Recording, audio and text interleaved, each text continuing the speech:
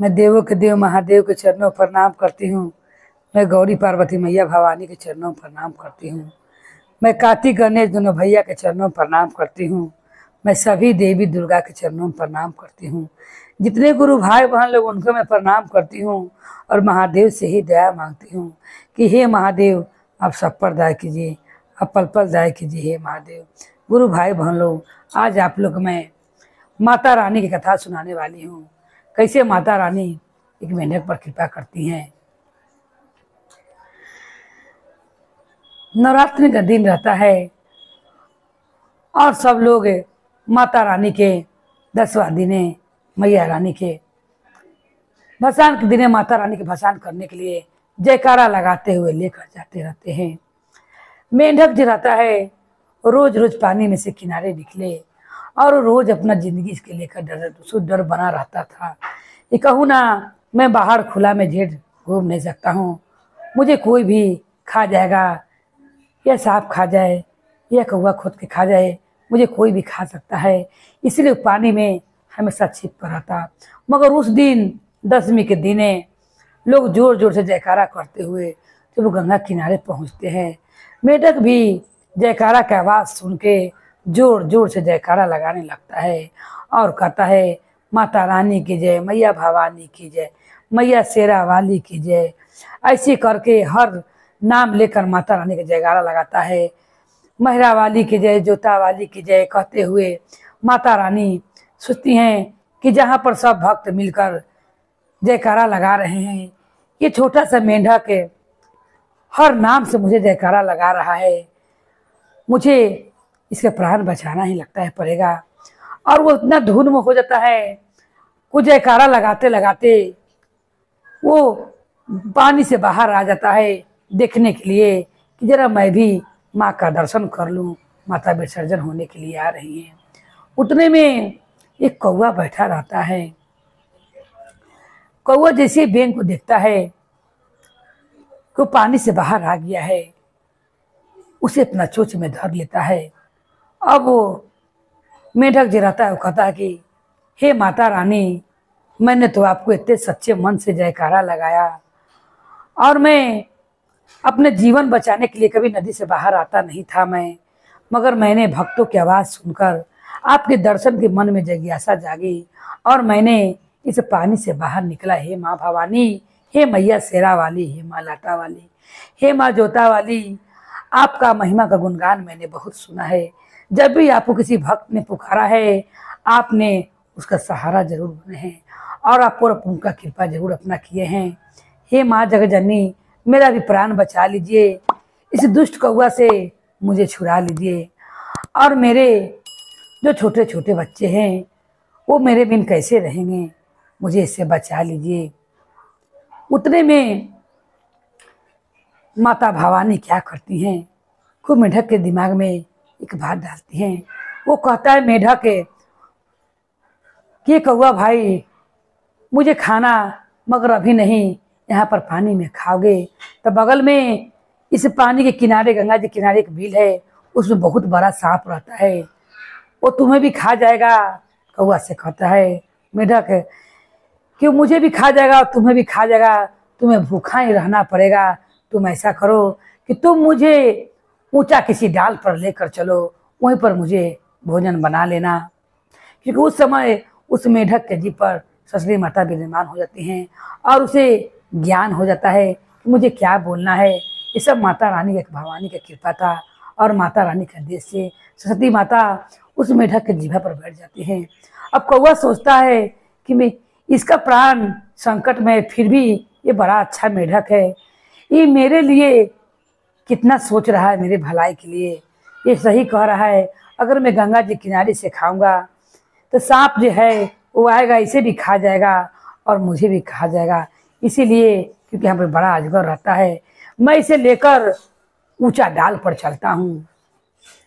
जब ऊंचा डाल पर कौवा लेकर मेंढक उड़ता है, तब कहता क्या बताओ, अब मैं यहाँ पर तुम्हें खा सकता हूँ।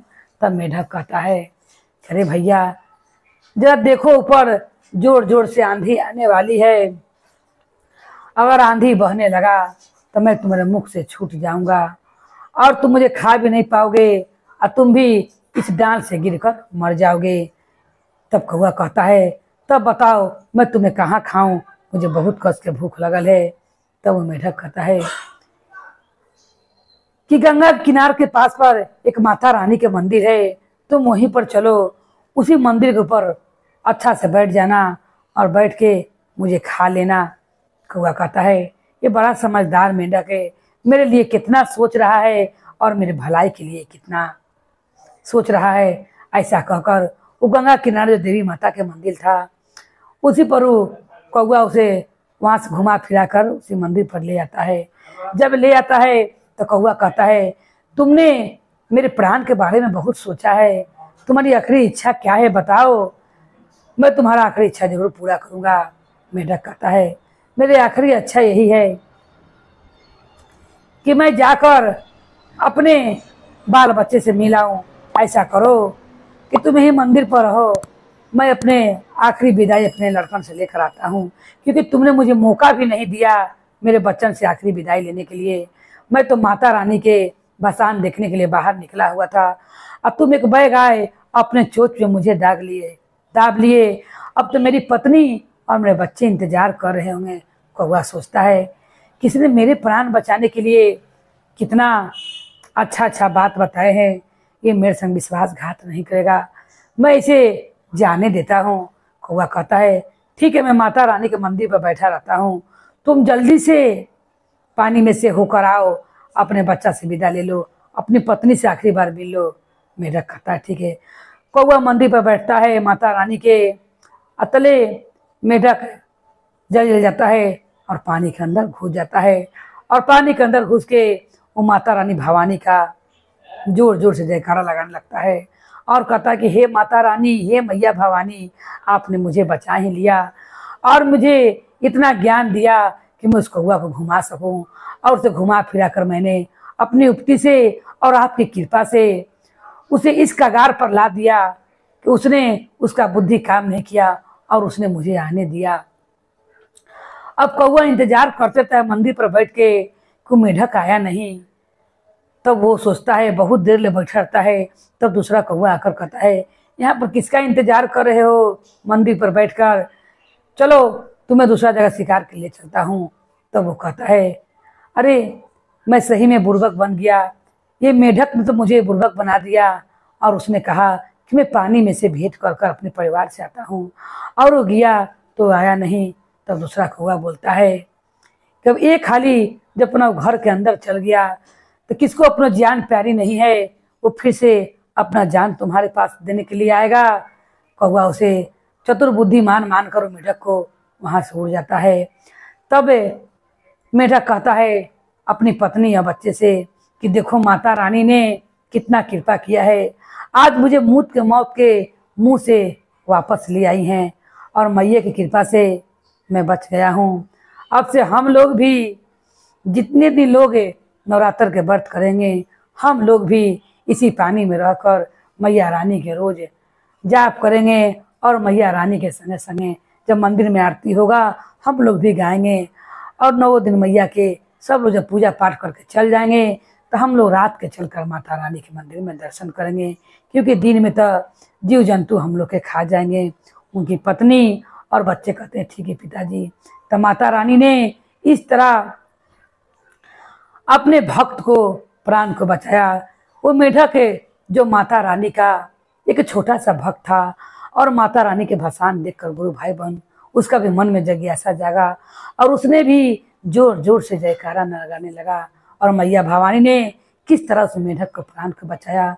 तो सोचिए गुरु भाई बहन लोग, जब माता रानी एक मेढक को प्राण को बचा सकती है तो हम लोग तो इंसान है, अगर सच्चे मन से हम लोग मैया को याद करें तो मैया भवानी हम लोग को जरूर सहाय करेंगे और जरूर अपना कृपा करेंगे।